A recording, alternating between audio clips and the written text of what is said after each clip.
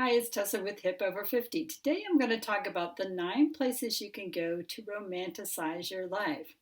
What does it mean to romanticize your life? Well, it's just about being aware, smelling those clean clothes as you take them off the line after they've been out in the sunshine, splurging a bit on that bunch of peonies at the shop that you like, focusing on things to be grateful for, like taking the time to stop and have a cuppa and a slice of cake while you're out, sitting down and savoring it, treating yourself. It's about the little things done properly, as we say here in England, or just about the little things, period. It's also about you.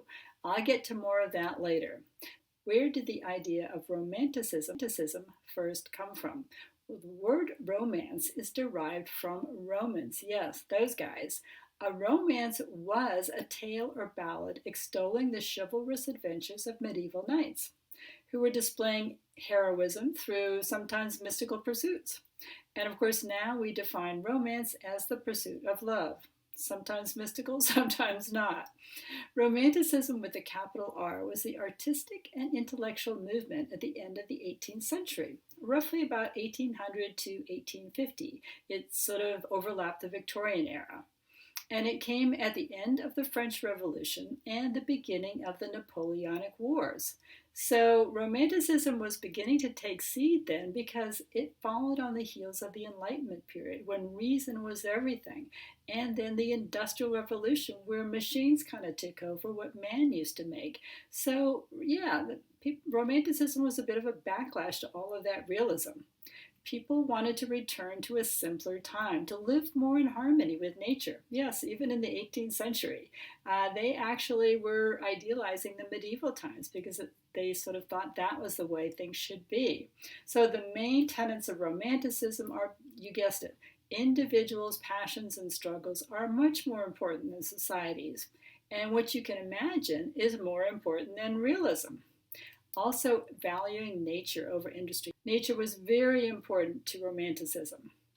In other words, the individual was celebrated first and foremost, and there was also a strong desire to connect to the sublime, that sort of mystical, maybe even spiritual sense that life can be bigger than what we can see.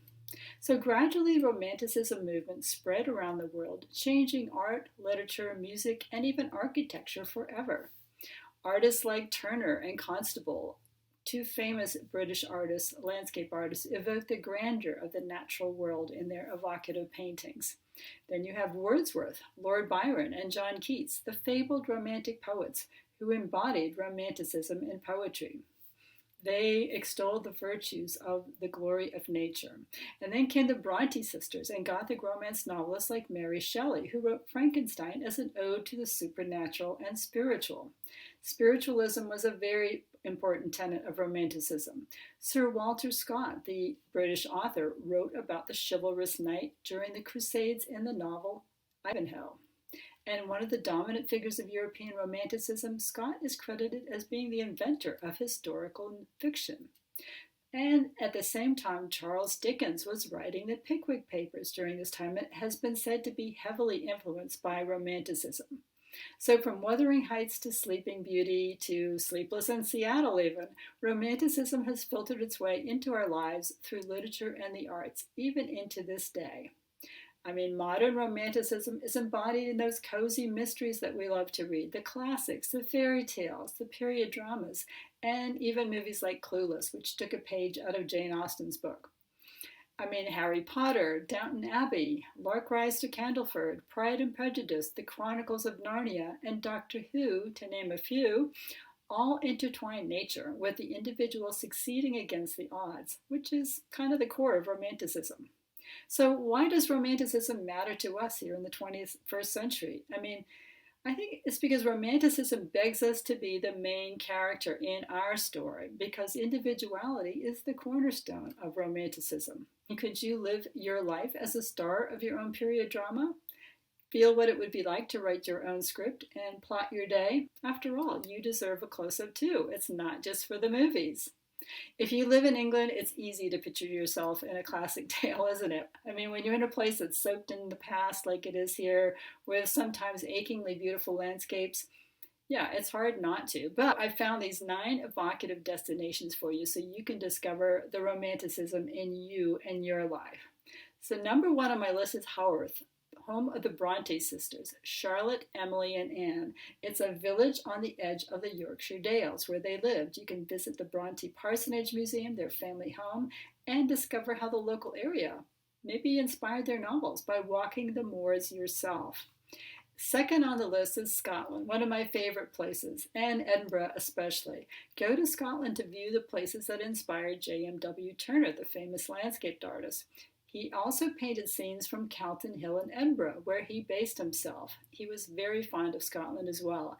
And one painting shows views from West Bow Street with what is now known as George Heriot School in the background, and that is thought to be the inspiration for J.K. Rowling's and Harry Potter's Hogwarts. Turner also befriended Sir Walter Scott, the novelist, and painted his home, Abbotsford House, in Melrose on the Scottish borders. And that is another beautiful part of the world. Thanks to a 100-year-old tradition, every January you can go and see an exhibit free of 38 of Turner's works at the National Gallery of Scotland. So they do think well of him up there.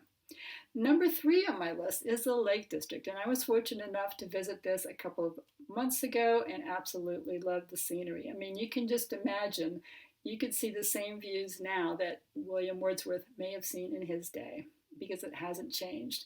You can gaze upon those glinting lakes and look at the rugged hilltops that inspired him and other 18th century romantic poets. Head to Dove Cottage in Grasmere and Rydal Mount in Ambleside, 2 former homes of Wordsworth. You can even dine at the Old Stamp House, his former workplace, which is now a Michelin star restaurant. And if you travel in the spring, the golden host of daffodils can be found around Glencoyne Bay in Ullswater.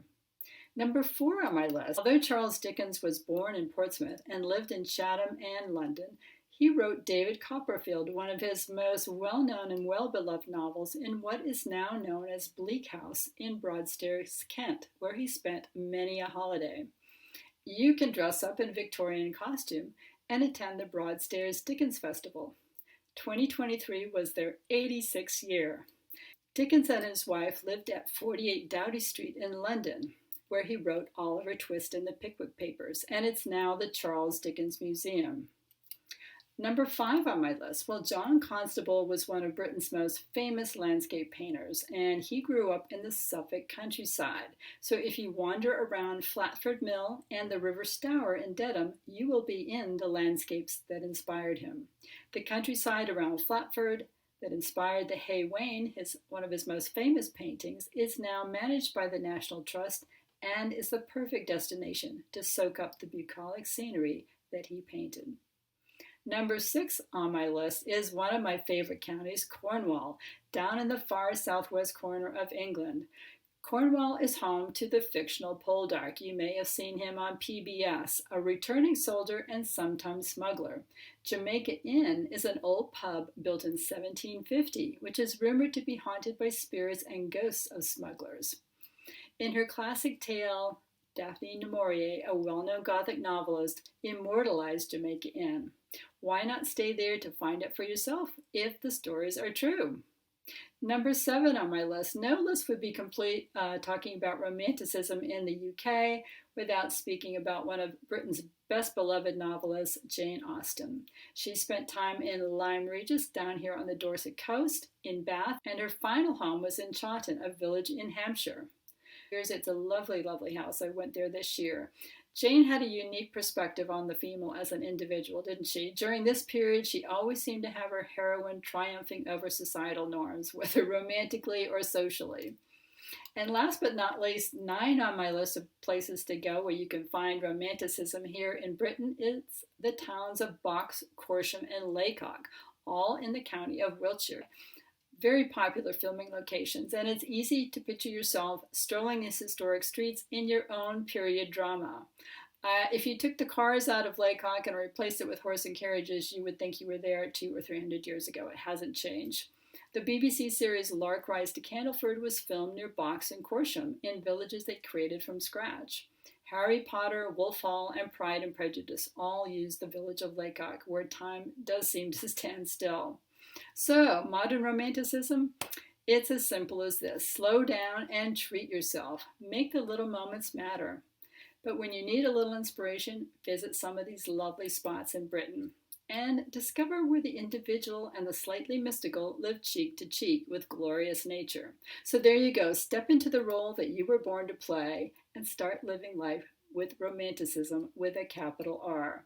I hope you've enjoyed watching this video as much as I enjoyed researching it for you, and I will see you on the next one, I hope. Bye for now. Take care of yourself.